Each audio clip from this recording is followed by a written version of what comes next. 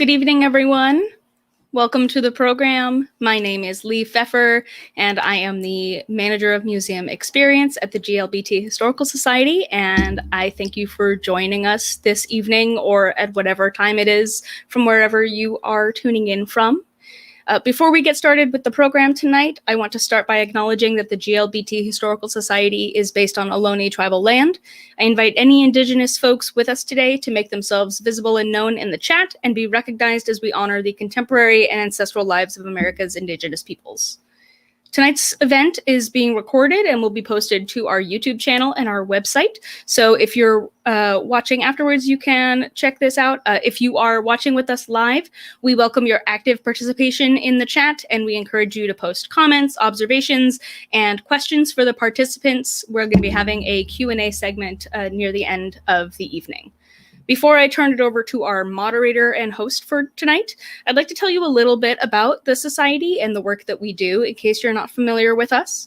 So the GLBT Historical Society stands for Gay, Lesbian, Bisexual, Transgender Historical Society. We were founded in 1985 and are recognized internationally as a leader in the field of LGBTQ public history. Our mission is to collect, preserve, exhibit, and make accessible to the public materials and knowledge to support and promote understanding of LGBTQ history, culture, and arts in all their diversity.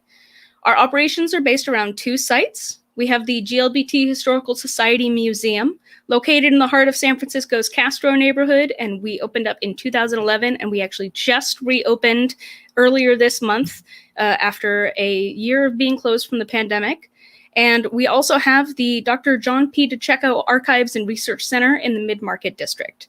I encourage you, please, to check out our museum, as well as our growing array of exhibitions, events, and archival resources online on our website at glbthistory.org. Finally, I would really love to thank all of our members and donors who make our work possible.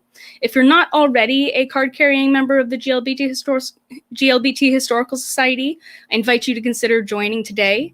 Members get a variety of really wonderful perks, including a 20% discount on purchases of cool swag from our online store, and we just released a really fantastic new Pride campaign line. There's some really, really beautiful pieces on there.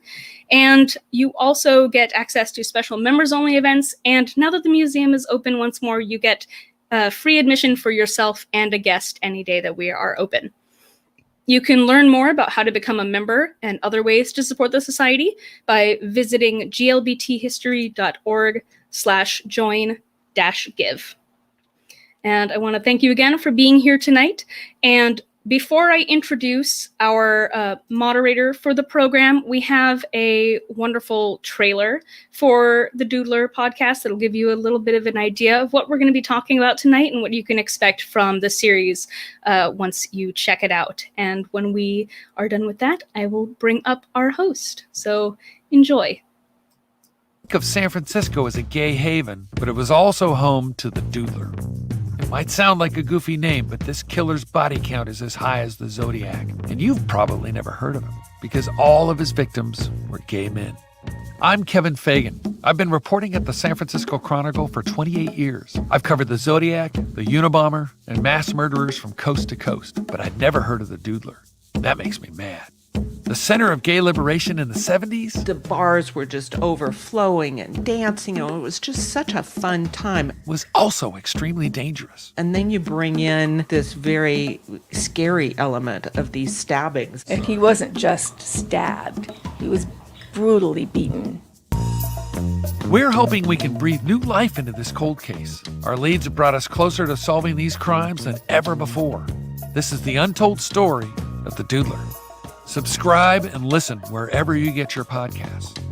Coming in March 2021.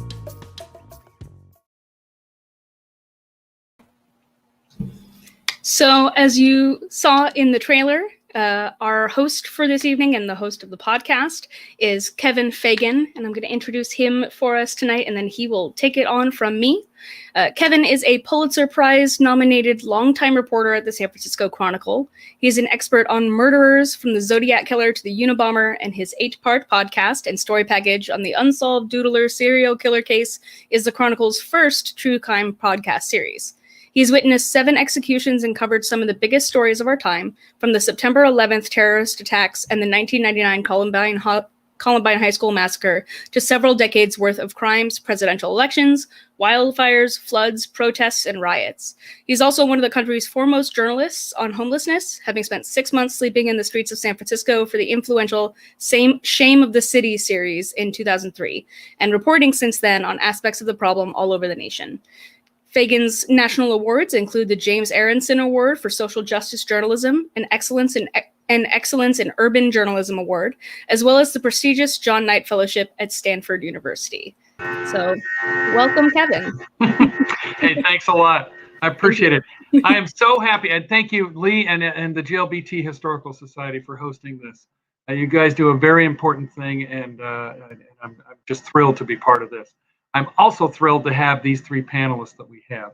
As you heard from that trailer, the Doodler serial killings was not well known. It happened in 1974-75, and there was a killer who would go into gay bars and pick a person, draw a sketch of them, and then go up and say, "Hey, like my sketch?" And if you like the sketch, off they'd go to a private place, and they'd wind up getting stabbed to death. And this happened at least 5 times, and my partner Mike Taylor on the project and I found a 6th victim as well, and there may be more. The thing that happened was it was not well covered in the mainstream. Well, it was barely covered at all in the mainstream media because at the time it was oppressive for gay people, for gays and lesbians. Certainly transgender people, there were still sodomy laws on the books, cross-dressing laws. You can get arrested for walking down the street holding hands with someone of the same sex. So these things were fairly ignored, and that made it easier for the Doodler to work his horror. Tonight, what I have with me is 3 of the 3 wonderful people from the series that I did. I spent 3 years working on this podcast and story series, and intensively for the past year, pretty much nothing but with my partner Mike Taylor, who's a private investigator. He used to work at the Chronicle, and along the way we tried to find people who knew the history, who were there, who were involved, who had a piece of this saga of what the Doodler had done, and I will tell you who they are. Tonight we have Tom Ammiano, and I've written out a little bit on who he is because these 3 people are amazing. Tom is a longtime LGBTQ activist, and he was elected to the California State Assembly, the San Francisco Board of Supervisors, and the Board of Education. As an openly gay school teacher in the city in the 1970s and during the Doodler years, he co-founded the successful No on 6 campaign against the Briggs Initiative, which would have barred LGBTQ people from teaching in California. Now, some of the younger folks will not remember that, but that was a very big deal then. Tom is also a terrific comedian, and he has a new autobiography called, appropriately for Tom, Kiss My Gay Ass. He tells it as he sees it, as you will hear in this panel. Melissa Stevens Honrath is the sister of Jay Stevens, who she grew up knowing as Joe, and he was murdered by the Doodler serial killer in June 1974. She's a nurse. She lives here in the Bay Area. And in the 1970s, Melissa sang, danced, and did comedy with her brother and comic Steve Miller on stage in San Francisco. They called themselves the Wonder Sisters. And the old reviews I dug up of the act, it was hilarious. And you talk to Melissa, these guys were true performers. And Jay, if he was alive today, I'm sure he would have become a big star. She's also a lovely soul with a very clear-eyed view of the world, and it's been a privilege to get to know her. The third panelist that we have is Anne Kronenberg. She is also a longtime LGBTQ activist and was campaign manager for Harvey Milk's historic run that got him elected to the San Francisco Board of Supervisors in 1977. She served as his aide then when he was in office. She co-founded the Harvey Milk Foundation and served as deputy director of the San Francisco Department of Public Health, as well as executive director of the City Department of Emergency Management. She doesn't sit around much. She stays very busy. And like Tom, she is a living encyclopedia of LGBTQ history and perspective, and she never backs down from anything tough. All three of these folks I found to be absolutely delightful to include in this podcast. And Lee, if you bring them on, let's have a little conversation with some of these folks. It's good to see you all. I was going to ask first, how did you like being in this podcast? Tell us a little bit about why I had you in the podcast, and then how you felt about being in it. Tom, why don't you go first? Your face is the biggest on the screen right now. Big face. I was so happy to, hear from you about this, because it is something. There's so many memories in so many years, and that it was kind of buried. I think it's not even in our collective consciousness. We of course we know about George Moscone, we know about Harvey Milk, and there's even been movies about the Zodiac Killer, etc. I think this one got lost in the melee of history. So much happened here in San Francisco. So I think you did a real service. It's good for us to be reminded, this is Gay Pride Month, and there's a lot of celebrating. That's part of it. But the reason we're celebrating certain triumphs is because of a very dark and dangerous history. And I think we need to keep connecting those dots. And I think Anne would agree, too, that one of Milk's gifts was being able to connect those dots. They call it intersectionality today. But he actually lived that in practice and in his politics. So I'm grateful. Yeah. And Anne, why don't you talk a little bit? So I was surprised when you called me for this, because I did not know any of the victims, the Doodler victims, and I was not quite sure what you were attempting to do, Kevin. But I was so thrilled once we started talking to realize you were setting the context for how this could have taken place in that period of time, and where the lesbian and gay community was at that time, and also the fact that the straight community and the police force in San Francisco and during that time was not going to spend the time and the money and the effort to investigate gay murders. If the Doodler was assassinating people in Pacific Heights and they were straight white men, I think it would have gotten a lot of publicity. But because of who the victims were, and so sadly it got lost. And so many people who've watched the podcast and talked to me afterwards have said, we never heard about the Doodler before. Right. And so you are doing a real service for us, Kevin, in bringing this forward. Well, thank you. That was a main purpose in this. I did not want to just do a crime story because the history I thought was phenomenally important. Such oppressive times and such bravery. I mean, both of you, Anne and Tom, you were doing your thing at a time when you could have been jailed for just being who you were. I thought it was very important to do that. And this podcast got an international audience. It was listened pretty well across this country, and in Europe, Britain, and Australia. And the thing that, in addition to the context, I really wanted to bring to life the people whose lives were lost and what effect that had, because so often they get forgotten. And the mainstream media did not cover this well at all. Did hardly cover it at all, period, back then, including the Chronicle and the Examiner and all the other outlets. And one of the most remarkable, all five of the victims that we found, and then the sixth, Warren Andrews, they were remarkable people. I wanted to read their names. There was Gerald Kavanaugh, Joseph J. Stevens, Klaus Chrisman, Fred Kappen, and Harold Goldberg, and then Warren Andrews. And each one was just trying to be themselves at a time when society was fighting so hard not to let them be that. And one of the great privileges I had in this podcast was meeting Melissa, who is our next panelist. Melissa, I thought your memories of your brother, who died in June 1974. Your memories were just, they made me cry. It was it was very moving, and what you had with him and the experiences you had with him, I thought were very important to bring out. So tell me, what did you think when you were included in this thing, and what kind of reaction have you had to being in this podcast? Well, again, having nothing done at the time of the murder left a big hole in my heart, and this is kind of helping me heal. So that part is very helpful, and being part of the podcast, I feel like I've added some points to it that maybe if I decided not to talk to you would have been missed.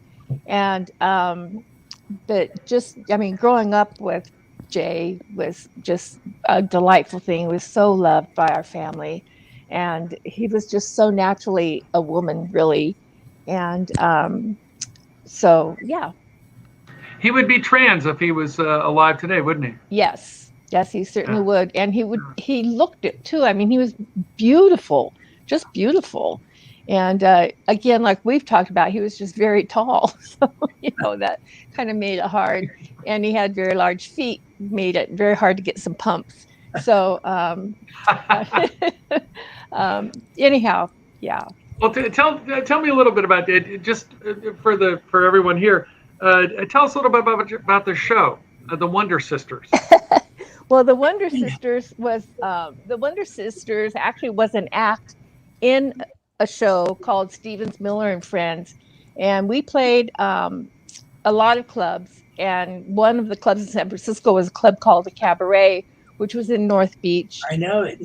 Yeah, and fun place. They had the theater down. They had a restaurant. They had a restaurant, a really nice bar, and a nice theater downstairs. And upstairs was a dance hall. And it was a very popular place. And my brother ended up asking me to be part of this group. It was my brother, Jay Stevens, Steve Miller, and another man, Michael Daly. And they asked me to be a part of it because we needed to do some timings, because we were timing things. We were doing blackout sketches. And so there had to be some costume changes in between there and stuff. So they got me actually to come and sing, which probably wasn't the best idea, but that's how it got me in there. But then it ended up that the four of us together had a really good timing sense as far as comedy happened. And so then the Wonder Sisters, though, ended up being my brother, Steve Miller with a big mustache, and myself. And we had 1940s hair pieces that we wore. And we actually sang Judy Garland songs and Andrew Sister songs, and called ourselves Wonder Sisters. And it was a crowd pleaser. People loved it, just loved it. I'll tell you, when I interviewed you for the first time, you sang a little clip. What was that one you used to sing? Let the good times roll. Give us a bar, huh? Come on, baby, let the good times roll. That was it. I could just picture it. And Tom, didn't you say you saw this act at one point? Oh, yeah.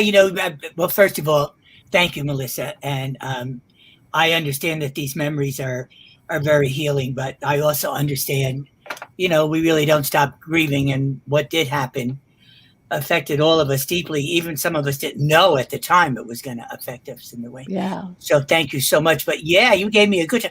I love the Cabaret. Oh, good.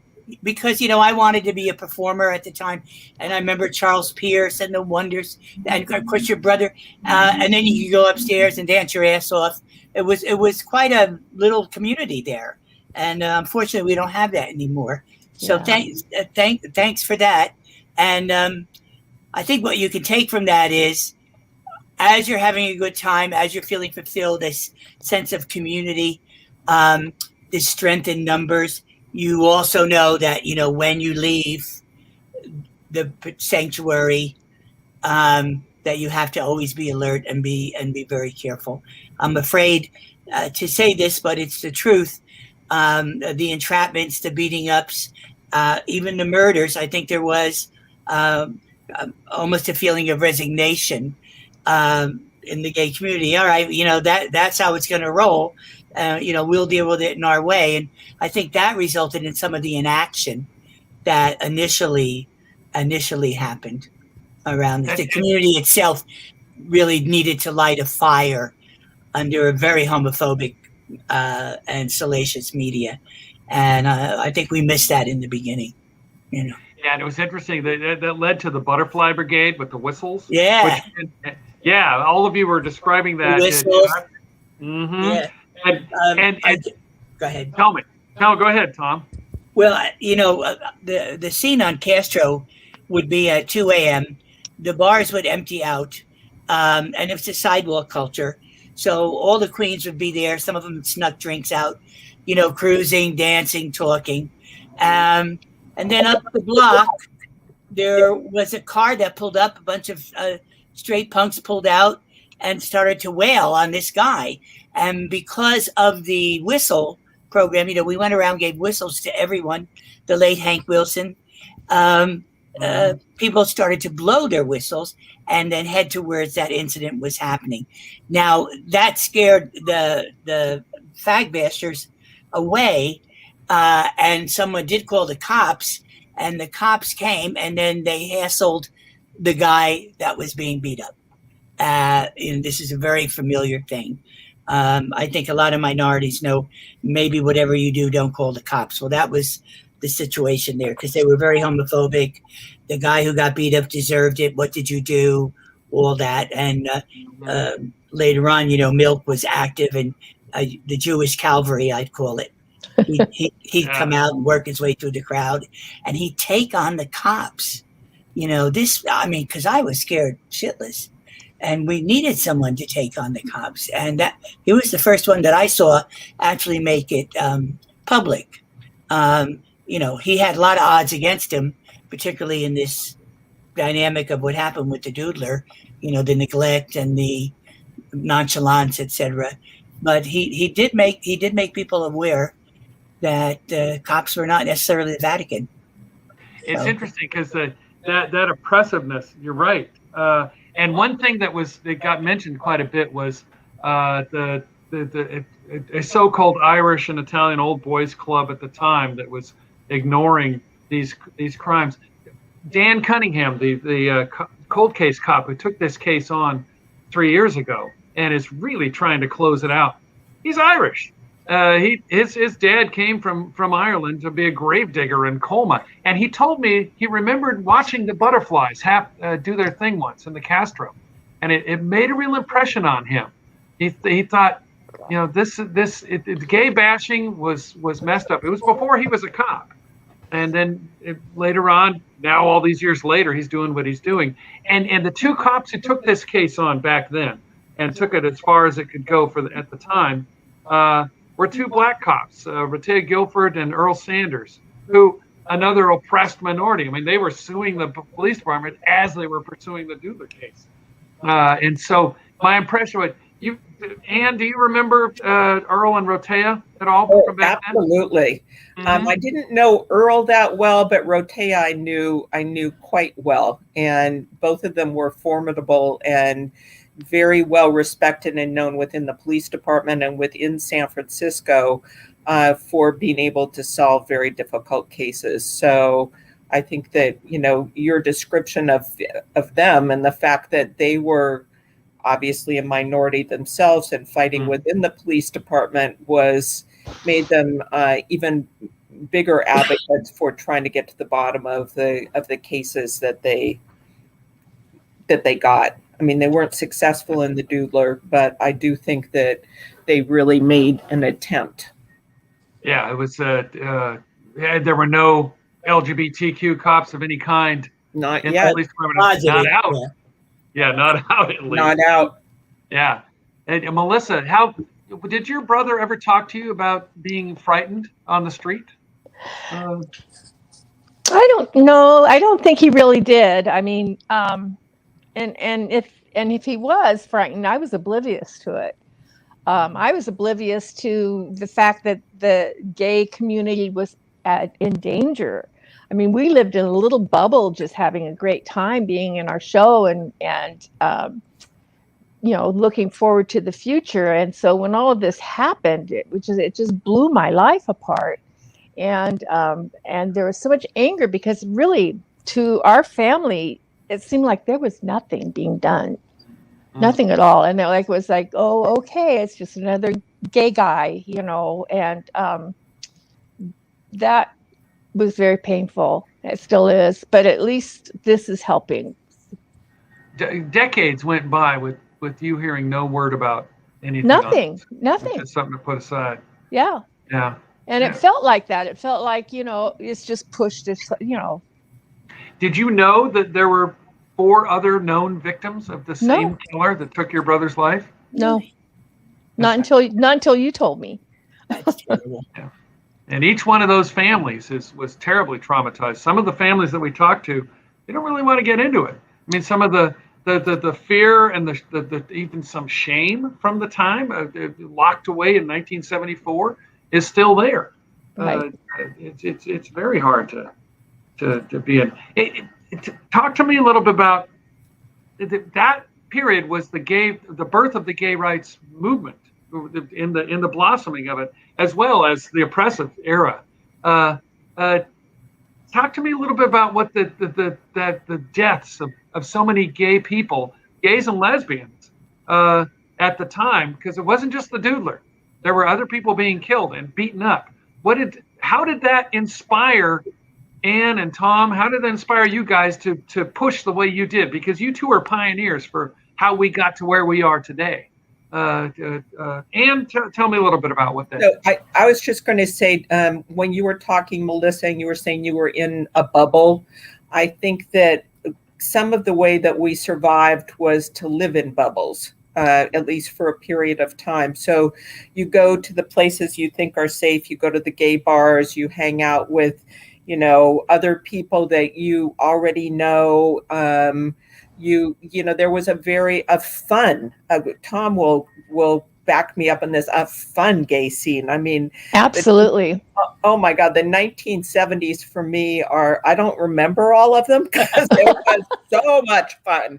Yeah. But, to be able to survive, you almost needed to be that bubble. And I think the thing about the Doodler, that one of the things that hit me is, he was meeting young, beautiful men in the bars that were supposed to be the safe places.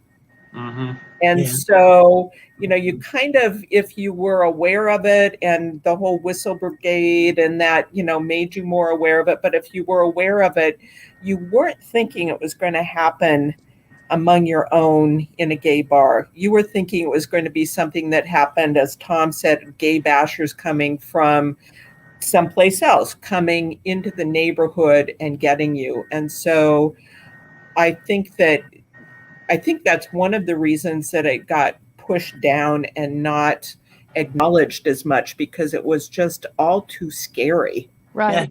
Yeah. And then, where did you go with it? Right. What did you do? Did you just stay in the closet? Did you never go out? Family, that affinity, that extended family, that's what we all wanted, and we felt secure. I guess I'm getting older and watching a lot of nature shows. And the one good thing about the watering hole is it gives you water and all the animals come. The bad thing is the predators are waiting. Yeah. And so, not to get too Darwinian, but yeah, your radar dropped, and it took some sophistication to know if someone was going to come in and rob you and all.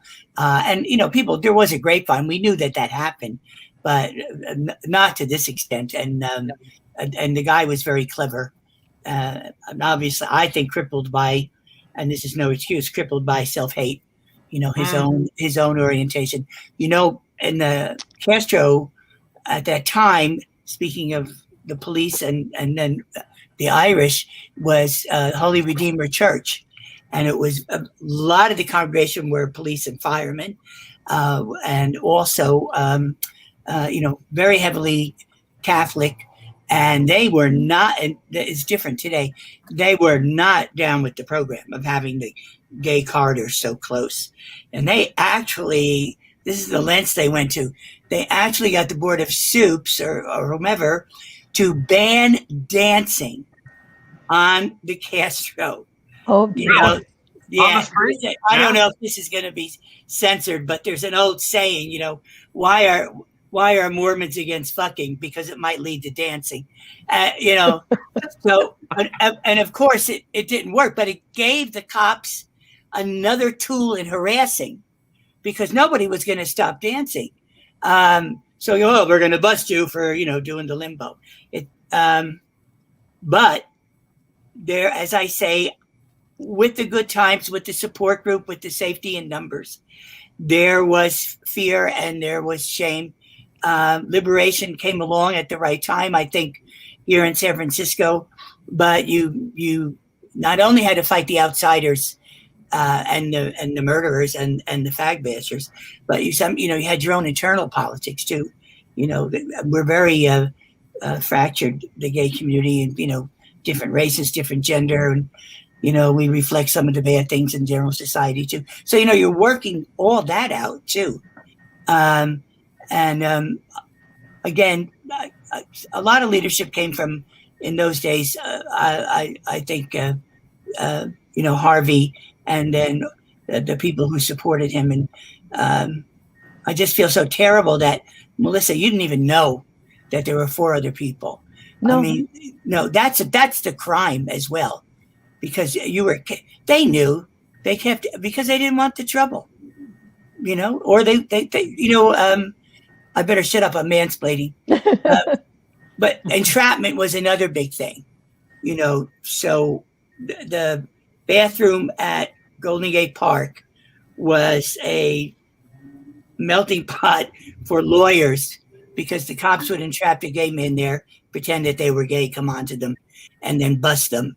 Wow.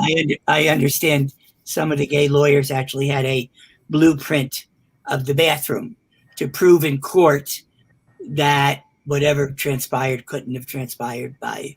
I mean, I'm just telling you how granular it was.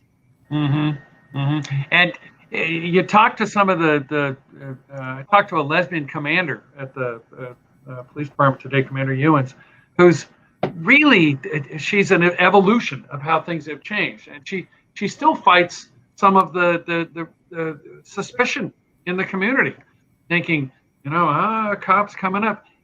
She's going to be doing the right thing, but this resonates 45, 50 years later. And did you think things would how fast did you think things would change back when you were all, fighting the fight in the mid-70s? Not as fast as they did, that's for sure. I think that Harvey's assassination did a lot for us. It was horrible, but in some ways I felt like it ended the progress forward.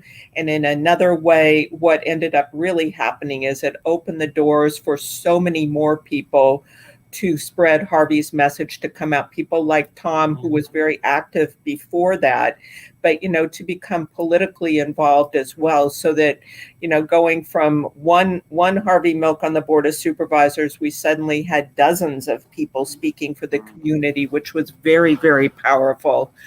And I think helped speed the evolution of where we are today, if you will. And you had Tom Ammiano in the state assembly. I mean, things did change. Tom almost became... Yeah, but let me just say, one of the most frustrating battles was the cops and their union, and a lot of county organizations who had influence would have on their boards of directors all retired police. Yep. So we were undermined a lot. And one of the biggest, I got to be quiet, but one of the biggest things that happened right before I got there, and, Mark Leno, God love him, fought it as best he could, was the reversal of, Copley. So cops said, well, we need protection.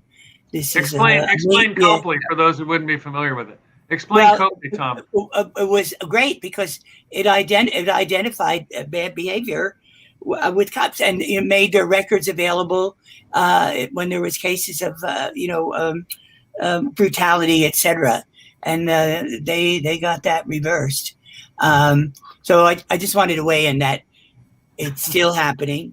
Black Lives Matter knows, and to me it shows if we're not unified around this, there ain't going to be any changes. We love the gay parade, we love Juneteenth, but there's still George Floyd. There's still Melissa's brother. I totally agree with you, Tom, and I think that the incremental changes we've seen, like having lesbian and gay men in the police department, have really helped. I was on the orals board for the very first hiring of lesbians and gay men for the police department. I sat on the orals board. So there was an awareness, especially after Harvey was assassinated, that we needed to do things in a different way and change things. That being said, police department, every other, major agency is a bureaucracy, and things don't change overnight. You see that with the fire department. You saw that with the police department as you're bringing, African Americans into the police department. And then you talk about, Earl, and you talk about, it's like that wasn't easy for them, to be the first women. You're right, Tom. So think, you look at it now, and people who might view the police department now are like, oh, it's much better. But in fact, things just happen very slowly when you're talking about bureaucracy. They really do. And it did take in Harvey's assassination in 1978, it stopped some of the reconciliation that was happening, but it also propelled things forward. Yeah. And by the early 80s, you started seeing the killers of gay men being convicted and going to prison. It changed. Now, Melissa, did you pay attention to any of that evolution as it went along? It seems like that the murder of your brother got locked like amber in history for you. Right. Well, it does feel like that. And as far as like being aware of the evolution as it was going on, probably not. I was kind of knocked for a loop when all of this happened, and withdrew and didn't really pay attention anymore. I lost contact with all my gay friends. I just withdrew because it's painful, just too painful. One thing that struck me about you, though, is that you processed this trauma and this pain. So that all these years later, when I first met you, you weren't just a fainting flower. You were. Oh, I don't think so. Yeah. No. How did you heal yourself? How did you do the healing that you did so that you can actually talk about this stuff and not collapse into tears? It was a very traumatic thing. A huge ingredient here is time. Time has really helped, subdue that really horrible feeling that we all had in my family when Joe was killed. And then too, you realize, because I've had other things in my life happen, and you realize that yes, all of these things happen, but if you're going to continue, you need to find a path that's going to make you a better person, fulfill your wants, fulfill your desires, and grow and be positive. And I've really embraced that. And I found it interesting. Yes, I found it interesting that you, who had some bad things happen, you became a nurse. You were nurturing other people. You are. That's true. And a lot of us are like that. Now, granted, I'm a retired nurse. Just so you know, I did not go through the pandemic in a hospital. So, which on one hand, I'm very thankful for. And on the other hand, I really should have been there. You know what I mean? But anyhow, I became a nurse, though, only because I thought I wanted to be a certified nurse midwife. And that kind of went by the wayside when I found out that I'm actually a pretty good adrenaline junkie. And I really liked the emergency room and trauma and the good that you can do in a situation like that. So that was my high for a long, long time. So. Did you try to carry on in the entertainment business with the no afterwards? No. Do you still sing and dance? I dance.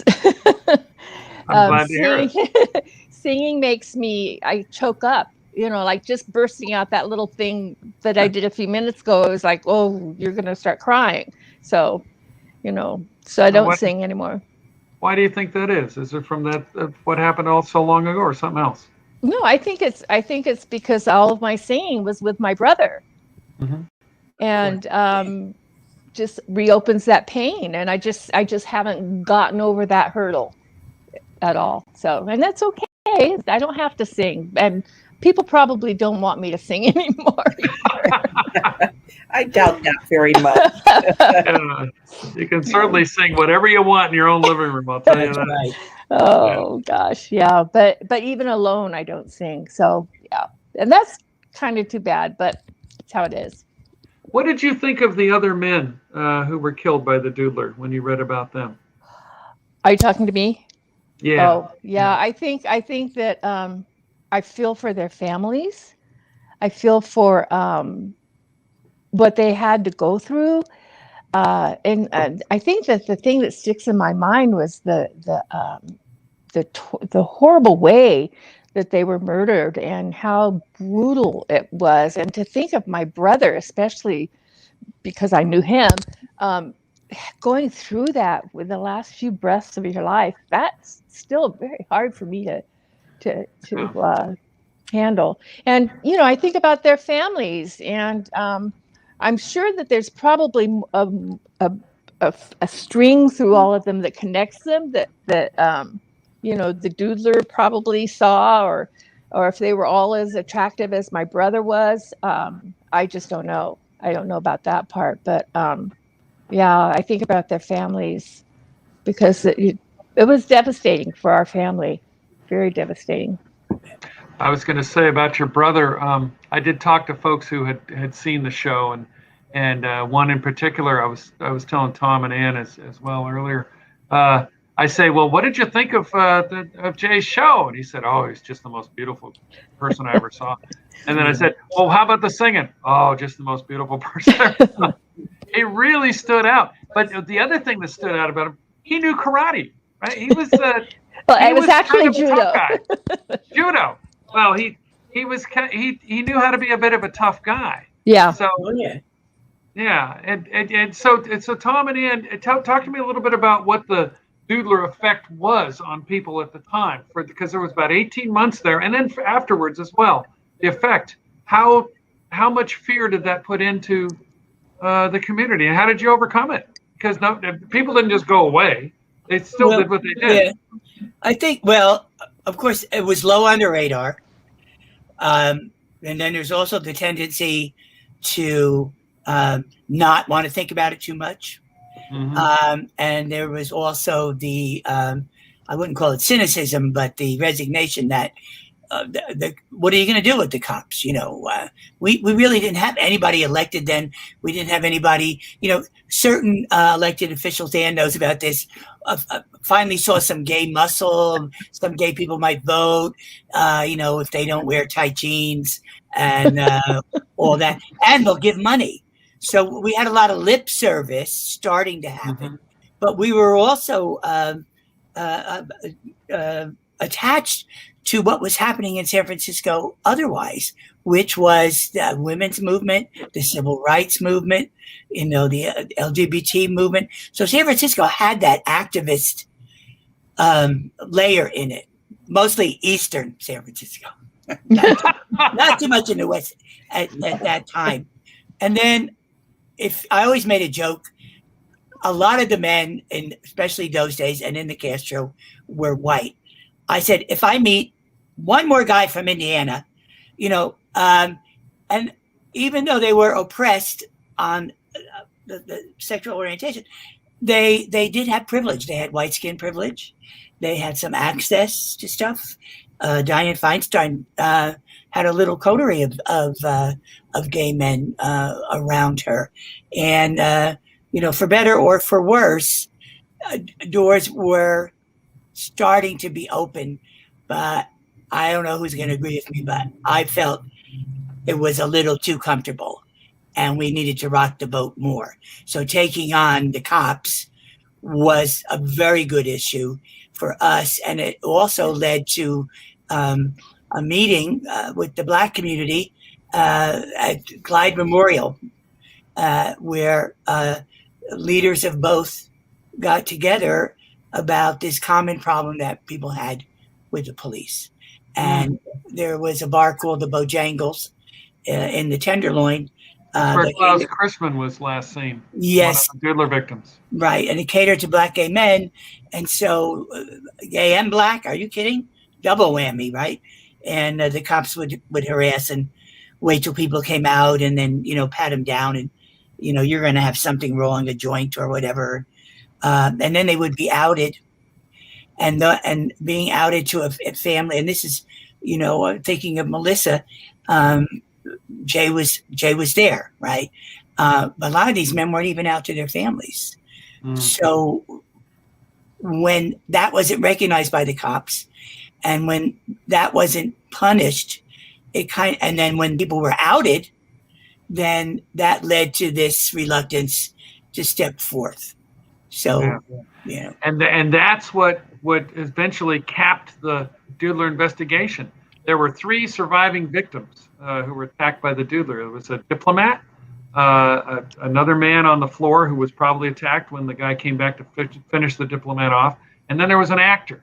And there were a lot of theories about who the actor was, but he left town. They didn't want to be outed. Their careers and their lives the idea was that they would be ruined if this came out.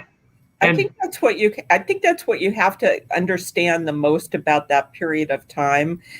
Tom, you said a lot of the men weren't out to their families. I mean, my memory is most people weren't out to their families, and you weren't out at work. I mean, that's why Harvey, the very first thing he did when he got on the Board of Supervisors was to pass a gay rights ordinance so that you couldn't be fired on the basis of your sexual orientation.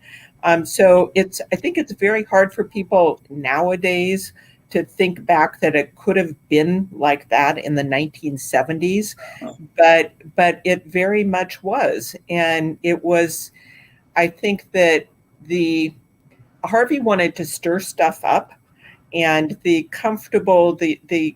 gays, if you will, who were comfortable being in the closet and going to dinner at Dianne Feinstein's or doing whatever they were doing. So they felt like they had this access to power because there were powerful people in place who were going to speak out for them, but it wasn't lesbian and gay people themselves. And I think that that's an important thing to remember, that it was a different time and place. Things were changing at that time.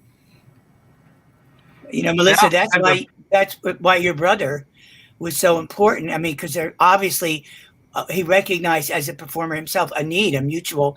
The community wanted entertainment. They wanted to laugh. They wanted to see themselves. And there was an out gay person on stage having a really good time, wearing drag or not wearing. I mean, that was very affirming, even to men and women. I think and maybe that made him even more dangerous, to the twisted mind. Yeah. It was interesting because the Doodler killed Fred Kaplan, who was a war hero. I mean, this guy rescued 4 Marines under fire in Vietnam. Not an easy guy to kill, to subdue. Kavanaugh was an older guy, but a guy who definitely had some muscle. Christman was a very handsome dude, came over from Germany. He picked a spread of people. Joe, your brother, was more out than any of them. Yeah, apparently. And didn't you say he wanted to cross over into kind of mainstream entertainment as well eventually? Is that right? Oh, absolutely. He was a fantastic comedian, and just his timing was just superb. So, but talking about coming out to the family and coming out in general. My family, my father, who is, bless his heart, was a devout Texan, and a bigot and all of this, and just, the stereotypical businessman from Texas, and found out that my brother was gay. He probably knew it all along. I mean, it'd been forever, but when he was declined from the draft, they wouldn't take him to the draft. And my father was livid and kicked Joe out of the house. Wow. That's how he began his career, right? And he went to San Francisco, and he started doing what he loved to do, which was dress up like a woman, which he'd always done his entire life, and perform. And my father, in the meanwhile, now this was in like 1966 or so, and in the meanwhile, Jay kept getting more and more acknowledgement for his talents as a drag queen, his talents as a comedian and actor and singer and dancer, and ended up in the early 70s, before, of course, he was murdered, but receiving a very just a really highly accommodated award called the Golden Awards. And he went to the Golden Awards in drag, and left. He was living with my parents at the time, so he was in drag when he left the house. Wow. But before he left the house, my father bought him a corsage and pinned it on him. Oh, I love that there was some reconciliation there, wasn't there? Oh, absolutely, absolutely. And I can only imagine how good that step felt to my father, especially after my brother's death. Yeah. It's each one of these victims of the Doodler had an inner strength that made them be who they were at the time. How did your brother have the balls to be who he was at the time when it was so oppressive and you get beat up, you get thrown out of your house? How did he have the strength to do that? He was doing what he loved. Yeah. He was doing what he loved. He loved performing. He loved being a woman. You've seen photos. I mean, he's gorgeous. And I mean, he was a gorgeous man too. And, but I mean, from early on, and we've talked about this, Kevin, he would come down when I was about 3 or 4 years old. He'd come down and we'd play for hours, and he'd called himself Carolyn. And it was perfectly normal to me, just so normal. And pardon the pun, but when he came back as Joe, he was a real drag. So he was lucky to have you as a sister. Yes. We had, all of us. I mean, we all, because there's 4 more of us. So, Anyhow, yeah. Well, Tom, how did you have the gumption to be an out teacher of all things in the early 70s? Right. When there was so much crap aligned against you. What gave you that strength? Well, I think, my, again, connected to the activist part of the LGBT community. I had no interest in people who were in office or running for office. In fact, I think I even told Milk that one time. I said, I don't know how you can do it, Harvey. It's not going to make any difference. And he said, no, I think it can. But, he pointed out that with the activism and being in the halls of, in quotes, power. So I got sustenance from that. I even joined a lefty group called Bay Area Gay Liberation. We called it Bagel. And I learned a lot there. And we started small. We went after some of the gay bar owners who were ripping off people and not allowing women or drag. It was pretty bad. And that, we started to have a cohesiveness then. And then thought maybe we could, stretch these battles that we were having and bring them into our work or bring them into our jobs. And, I was a teacher for about 8 years. And if I learned anything, I learned you can't lie to kids. You're not teaching if you're lying. And a lot of people say, well, you must have heard bad things on the play yard. Well, yes, I did. But guess where I really heard it? In the teacher's room. So if that didn't push me over, I don't know what, And a lot of people, as Ann pointed out, were living a double life. And that can get pretty wearing, gets pretty tiresome. Introducing your roommate for 8 years. Oh, those dresses in the closet? Yeah, my sister visited. I mean, it just got to be dumb. And also anger. I think I brought my own anger to the stage, so to speak. And people connected through the anger. That reminds me.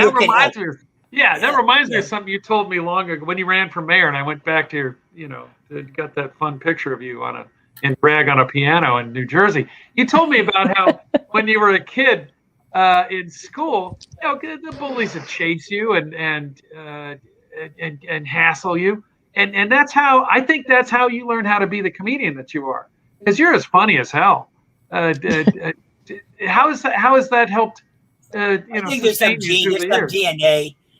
My couple of granddaughters are very funny, and of course, my mother was hysterical. Now you have to understand, she didn't think she was funny.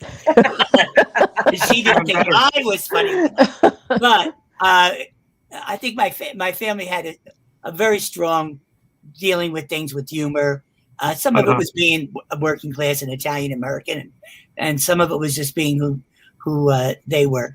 And they did have a sense of irony, which I, for all my pushing the family away and you don't understand me and oh my God, they did give me that, and lucky me, They gave you a spine too, and you also have a spine. How the hell did you wind up being? How did you have the courage to be who you were at a time when there was disco and it was wonderful? And which reminded me, I heard that your brother had flirted with Sylvester, by the way, in the backstage of Pinocchio's once, Melissa. Really? Yeah. Wow. I thought the panelists would appreciate that. Wow. A real firecracker of it, I'll say. But Anne, how did you, find the strength to be who you needed to be at a time like that? Kevin, I have no idea. I think that I was very lucky. I was raised in a family that was very loving towards me, which was nice. I was the baby, and so I could kind of do no wrong. And they let me be who I was, even though it was a very conservative Irish Catholic family, which certainly I grew up in a suburb out of Seattle that was all white. I mean, there was no diversity at all. But I mean, from the time I was a little girl, anyone who was different from me is somebody I was attracted to. I think I felt different.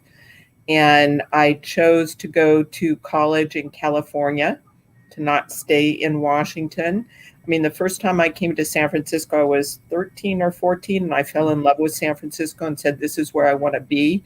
And it was just everything I wanted. And I think when you're young, you don't know to be afraid. And I think that, it's a lucky thing.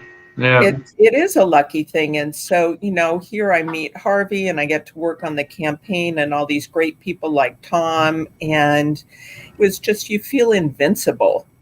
And part of it is, I think that you don't want to acknowledge what the fear factor is out there of things that could happen.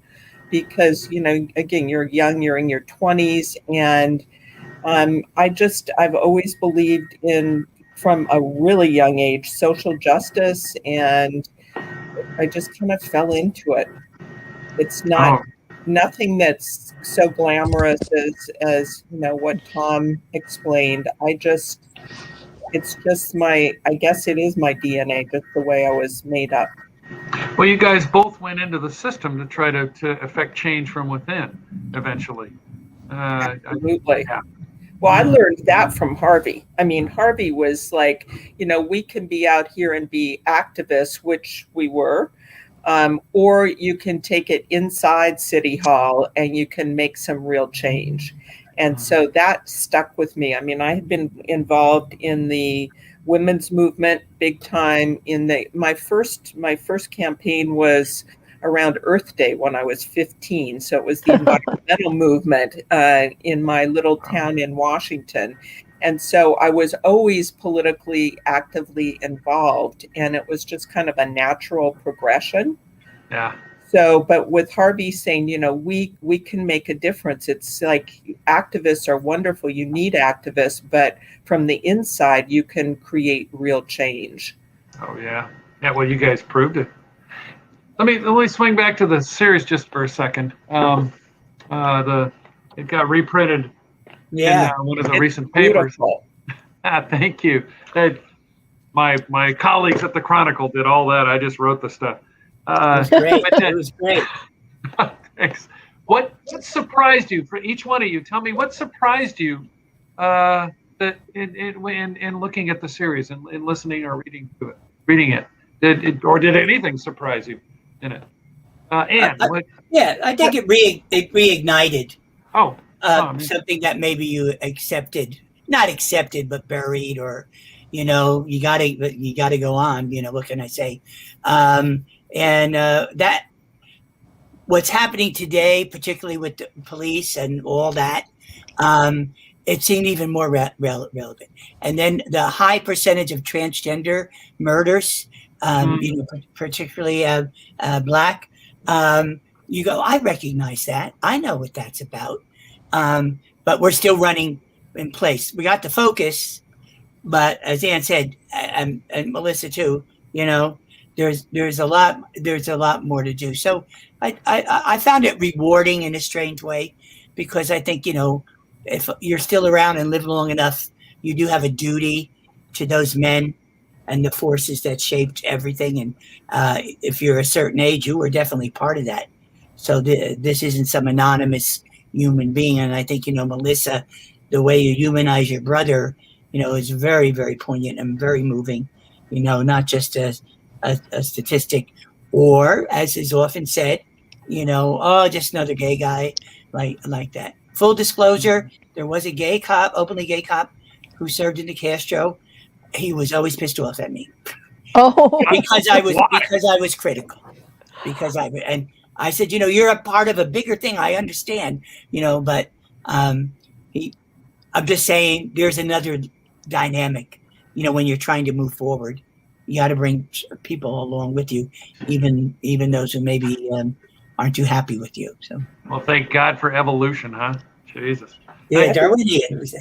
I think So, the Anne, thing that surprised me the most, Kevin, was Melissa, your willingness to share so much about your brother, and your honesty and your bravery. Well, thank you. I think you were incredibly brave, and you put you can talk about a murder in the past tense, but you put a face to it. We all got to know Jay through the Doodler podcast, and I think that was absolutely important. And when you were talking earlier about how this was healing for you and you kind of pushed it back, I have to tell you, I can relate to that so much, because when Harvey was assassinated, I had the exact same reaction. I just wanted to pull back. It was too painful. It was just really difficult. People like Tom, who continued to fight the fight. I mean, there were years in there that I was doing things within city government, but I wasn't out being an activist like Tom, and you were really good at what you did. Well, thank you. You kicked a lot of ass. That's another show. I certainly you can tell. tried, but I think, for me, the making of the movie Milk really helped me with some closure and so it's very similar to the story you tell, and but thank you, Melissa. Oh, you're very welcome. And again, it is healing for me. And I think that's probably what has surprised me the most out of the whole thing is that how helpful it's being to me, and how it's making me feel almost whole again. I mean, I don't want to sound like I felt empty or anything like that, but I didn't realize how much this event has shaped my life until going back through it. And also too, Kevin, you're a really good interviewer. You got me to talk about things I'd forgotten about. I wanted to know. You're a very good interview. Oh shoot! I think we sat out there for 3 hours. We did, but you just kept going. I don't ever want to push anyone past where they really, really, really want to go. No, you kept drawing. You kept drawing things out of me. It was fun. I enjoyed it. I thought it might help too. That was that was a lot of the purpose of the thing. I wanted it to help, and my partner Mike Taylor did, and Dan Cunningham, the cop, who's pushing for this. You want to make things better. You don't want to just be some vulture, I have a you. question. The other family members, did they not want to talk about this, or could you not find them, or? It was difficult. We had to hire a stringer in Sweden to find Harold Goldberg's familial roots. The family really didn't want to talk. The history was there. It was difficult in Germany. There was still a lot of pain. The family did not want to be named, and it was difficult to find them as well. Because of the pandemic, Mike and I couldn't fly to these locations. Otherwise, we would have. But we hired people who did, and there was a lot of help from the British film company that really kind of kickstarted this podcast, the Ugly Duckling Film Company, with Lena Bowsiger and Sophia Gibber, producers. They really put their shoulders into it over there, because it turned out there was a lot of connection over there. I bet. Yeah, and we needed it because I didn't want to just leave anyone unfound, and neither did Mike. We went to Canada. We did the same thing. A lot of phone calls. We could do that, but then hiring people to go bang on doors, because there were people who didn't want to come to the phone. We had to actually knock on doors in Canada. You're on a mission, and and we're grateful. And I think you're also. This is showing the universality of this issue, because in Australia, I understand there was, back in the day, there was a string of gay men murdered at a certain point. Like a mountain point by the sea, and one guy's brother persisted and persisted and persisted, and finally got some recognition or justification that, it was an accident, because he got pushed off the precipice there.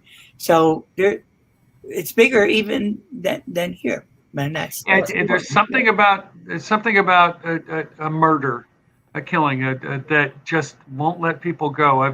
I've covered other cold cases. One that involved a Hell's Angels hit. Took 20 years for the cops to put this one together, but they wouldn't let it go. It doesn't really bring closure to anything, like Melissa we've talked about. Finding if the Doodler gets caught, which he may, it's not gonna bring Joe back, but it could bring some answers. And that reminds me of what you said when we talked. What you would say to this killer if you could actually talk to him. What would each of the three of you say to the Doodler if you could? Tell us, Melissa. I have no idea, really. I know that when we were interviewing, I said, I'd like to scratch his eyes out. Well, in reality, I wouldn't, but I don't You're want too to. nice. But it's like, maybe I just go, why? Why? It's so senseless. And it created so much pain for so many people. So maybe that's all I could say to him, and then just leave him alone. Mm. I think that a lot of the people, the Doodler case was San Francisco, but this was happening around the country. There was a similar case in New York City. There was, this was not a one-off, and I think that this goes back to what Harvey used to say, but those people who spoke the loudest against gay rights, those people who acted in a way like the Doodler did, actually killing people, were the ones who needed the help, who were closeted. Harvey always felt that with the Briggs Initiative in his right before he was assassinated in 1978, that Briggs was a gay man, and that he wanted to go after gay teachers and people who affiliated with or who sympathized with gay teachers, because he was so afraid of his own sexuality. Whether or not that's true, I don't know, but I think that in a theory, somebody who's going to go to the extremes that the Doodler did has to have have something in themselves that they're so afraid of that they're trying to get rid of it. And obviously killing other people is not the way to do that. And yet there's a great deal of responsibility there, and anger and grief. I mean, what would I say to Dan White? Yeah. Imagine. What would you say to Dan White? Yeah. Who the hell are you? Who made you God? You got a kid, you got a life partner, you just shit all over him, pal. You're weak. What are you afraid of? What have you been afraid of? I'm not Dr. Phil, you can tell. No. That sounds like what you would say to the Doodler as well. I would try to, be bigger in another way and, get at the roots of all that. But, none of us can be accountable for the Doodler or there's no excuse. If there's a mental illness thing here, okay, fine. But you still murdered 7 people. Yeah. And that can't go unanswered. And, God, if they do catch him, if it's a him, which I'm assuming, then all of us deserved to go to a bar and have a strong martini, for your brother and all the others. So I will drink to that, Tom. I'm still pissed. I think any one of those 5 men, your brother, the other 4 guys, and Warren Andrews, they could have. Who knows what they could have gone on to do with their lives? And being closeted, and several of them were closeted. I mean, they were trying to live. They were edging. Jay was already out, but they were edging toward an open life. And you think about what could have been, and how many lives were cut short like that. Well, the AIDS epidemic later on took so many people away. Part of the closet thing and why it really is devastating is you are then threatened by other people who are out. And I don't, like I say, I'm not Dr. Phil. I don't know what went on in this creep's mind, but so just the fact that you're out, that there's a club, whatever it is, that threatens those who are closeted, and then some of them are a little more psycho than others, and then they commit such a heinous act. So Harvey's trope that we all use is come out, and it's so simple, and yet it's so complicated.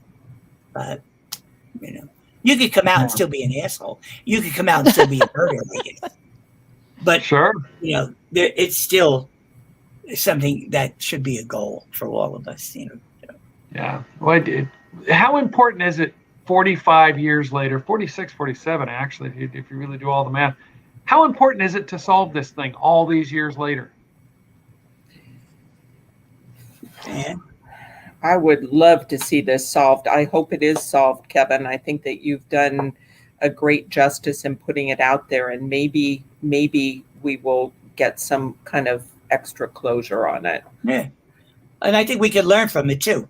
Is this going to be repeated? Is it being repeated now? It is being repeated. So, and sometimes we fool ourselves and we think we've gotten this far. So everything is cool. Oh, we can get married. We can do this and that. There's so much more. So much more. Do you think the younger generation, I mean, all of you date from back in those days. Do you think that younger generation actually understands the meaning and the history of these events from back then, how they pertain to today? We say mezza mezz in Italian, half and half. Mm-hmm. Yeah. But it's very promising. Very promising. The awareness, the vocabulary. How deep it goes, I don't know. Will it sustain? And will they connect the dots to other struggles? So it's not just rainbows and this and that, And it is. I hate that I'm saying this, but it's true. It is all about love, self-love, love of others, and I ain't hokey, but self-respect, all that goes into it, and a lot of young people, have that. This is, for some of them, it's behind them. but the growth is still necessary, and don't throw the old folks away. I think there's a dialogue that can happen there. Yeah, one theory we had was that there's a psychiatrist who took what amounted to a confession from the leading suspect back in the day, and we thought he may have been a gay conversion therapist. They still wind up being. I doubt it now. Wait for the movie. In terms of researching this, we found there still is gay conversion therapy going on in this country, and especially in our bubble here in the Bay Area, we don't think it, because it's not allowed here in California. But in Sacramento, there was a controversy about that. We got a bill that did away with it, and I stood up and I said to the Republicans, I said, think about me, Tom Ammiano, heterosexual. Be afraid. Be very afraid. Oh, geez. That's yeah, but let's see. We have a question. Were you able to ask the person of interest who the Highland Hospital doctor was? No, we were not. Priest. One of the. Yep. Tom? Yeah, Priest. Yes, Priest. Yeah. What we did was we found one of the aspects of this was that some of the note taking back then, it's so long ago. Some notes may have been misplaced. Some notes were taken, maybe left a little indistinct to protect the guy. That there's a theory that perhaps the shrink didn't want to be identified. But there's some hope that we're going to be able to get a hold of some of the papers that point toward some clues in that. But you want to, as a reporter, you want to report as much as you can. You also don't want to mess up the case. Go bang on the door of whoever the person of interest might be, and pull everything out of him, publish it in a story, and then that makes it unusable in a trial. The guy's not even a suspect yet. So it's a funny fine line you're trying to do, because as a reporter, you're doing a public service as well as reporting journalism. You're trying to make things. You try to make life better. That's one of the reasons you get into journalism. And you don't want to be a tool of the police or just some attack dog. It's a funny thing.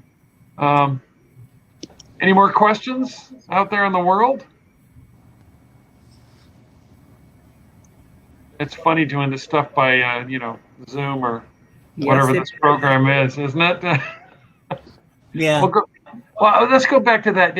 Anne, why do you think this thing is still resonates half a century later? Why is it important to solve this? I think that what Tom has inferenced this a number of times in our little discussion.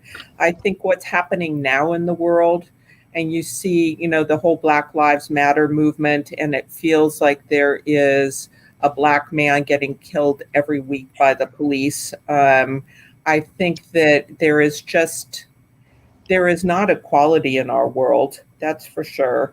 And the lesbian and gay movement has moved very far. We have marriage equality now, but you look out at the bigger society, there's a lot of hatred out there. And I think that having closure on something from the 70s would really help us move forward. I don't know if that makes sense, but it's like, given the context of where we are right now and the horrible place that our former president left the country, it's like it's going to take a lot of healing for us to get back, and there has to be a willingness to do it.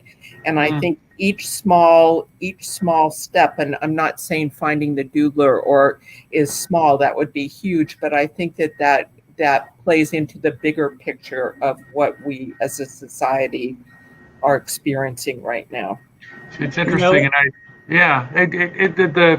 with all the controversy about police departments all over the country, one thing I did take a little hard in was the emphasis and the passion that the cops who are on this Doodler case and their commanders and the LGBTQ cops on the force became pretty invested in trying to close this thing out. Boy, I couldn't have seen that 30 years ago. No. 40 years ago. It didn't exist. No, that's right. Yeah. It gives you some hope. Melissa, were you Have you been? What's been your impression of that? To have this thing come back all these years later, with police actually trying to close it out? Well, Yeah, I think it's go ahead. amazing that they're doing it. Again, the feeling that my family had when this all happened was just like, it just didn't matter. Just didn't matter. So it's. I think that's a huge step. Well, not only does Joe matter, but you matter. That's right. A lot. Yeah. I say stay pissed off. Mhm. Otherwise, don't lose that sense of justice, and you can't do it alone. You will burn out. I mean, there's just so much, class issues and race issues. They all impact on this in one way or another. But that's what I mean about unity and connecting the dots. I guess I've said that a lot, but no, it can't be said enough. It's very important. We have a question here about it says, do you think you'll try to reach out to the European families now that COVID is ending? Will they see the benefits of closure, which it's not exactly closure, but some of the healing that Melissa's experiencing? Yeah, this project is not over. It ran to 8 episodes. We still got 1 or 2 more to go as developments happen. There are possibilities of a movie, a TV, a book. I think that the history of this, placing it into context, is important. And Mike and I are interested. Yeah, we're interested in going to some of the folks up in the Northwest, Fred Kappan's family. They're fascinating people, really nice folks. And in Canada, Sweden, I mean, they were all over the world. Heck, Howard Goldberg wound up in Singapore for a while.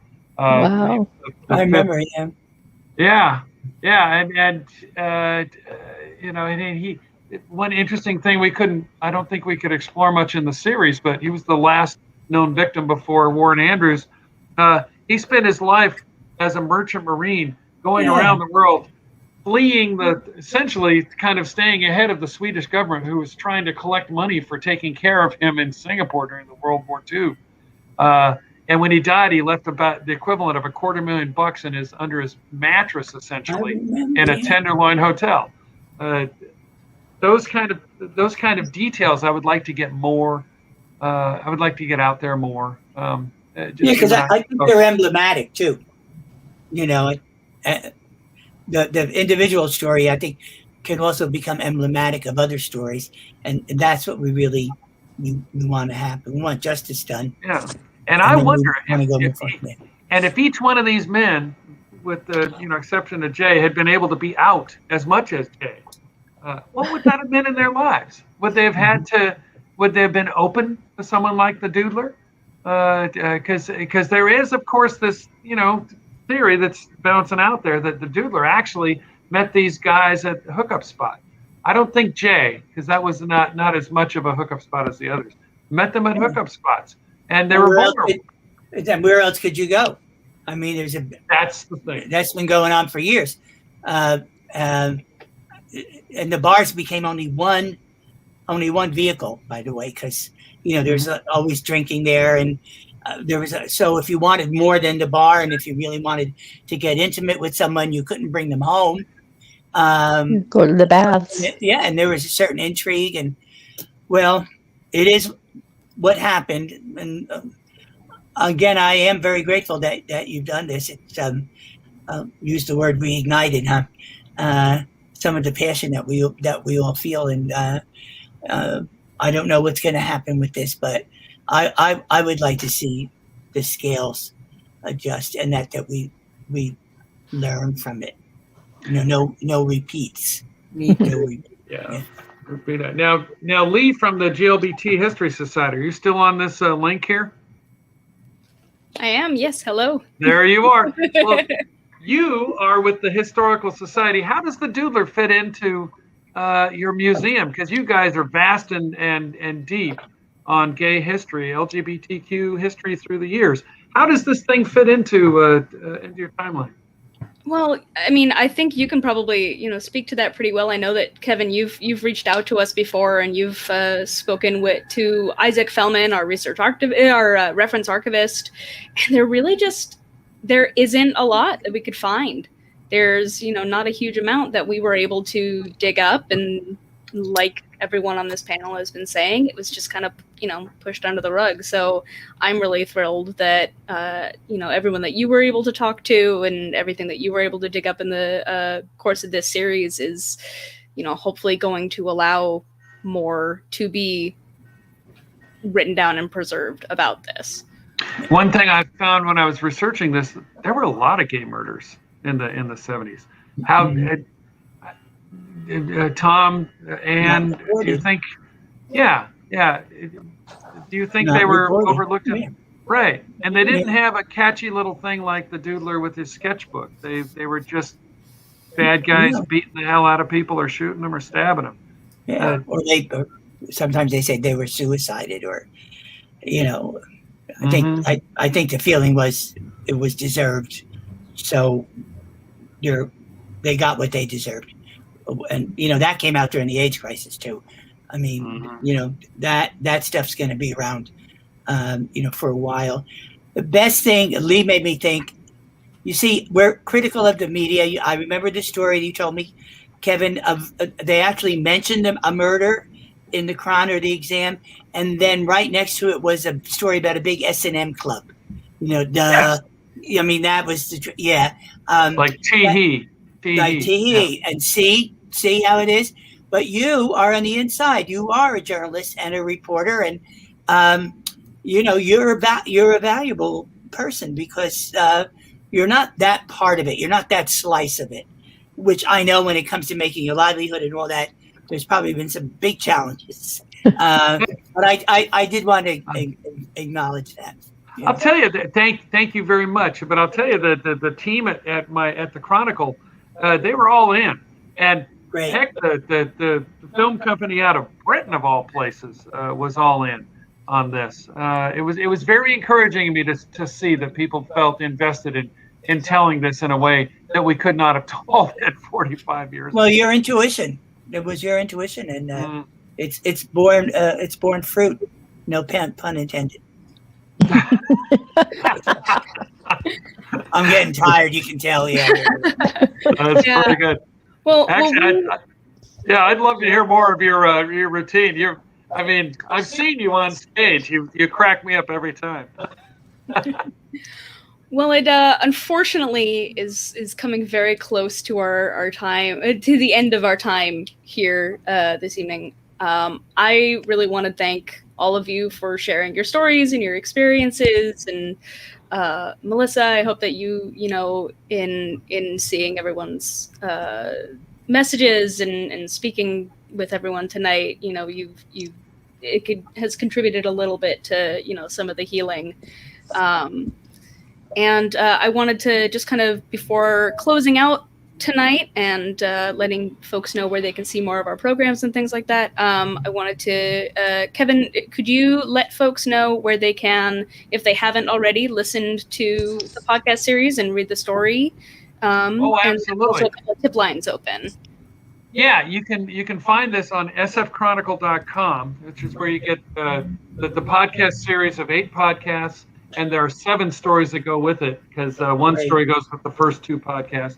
Or you can go to Apple Podcasts, Stitcher, Spotify, anywhere you listen to podcasts. Just punch in The Doodler; it'll pop right up. It did pretty well in the rankings, so it stays pretty available, and it's free on the podcast platform, and very cheap if you subscribe to the Chronicle, which would be glad for me to mention. Nice little plug. Yeah, and this case has been reopened, and so there are a couple of tip lines we'll put up here. So if you are watching this and you have any memories, if you have any information that you might want to share for this investigation, we have 2 numbers on here. We have the lead detective on the case, Dan Cunningham, and there's also the anonymous SFPD tip line. So we'll just have this up here through the end. And I really thank all of you for joining us tonight, those of you who have been speaking and those of you who have been watching.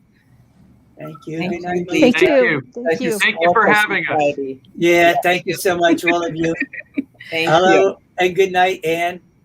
Good Yeah. night, Tom. Yes. Good night, everyone. Have Good a night. wonderful and safe weekend. Yes, it's Pride. You and Thank you. happy Pride. That's All right. right. Have Bye, a good guys. evening, everyone. Thank you. Bye. Bye.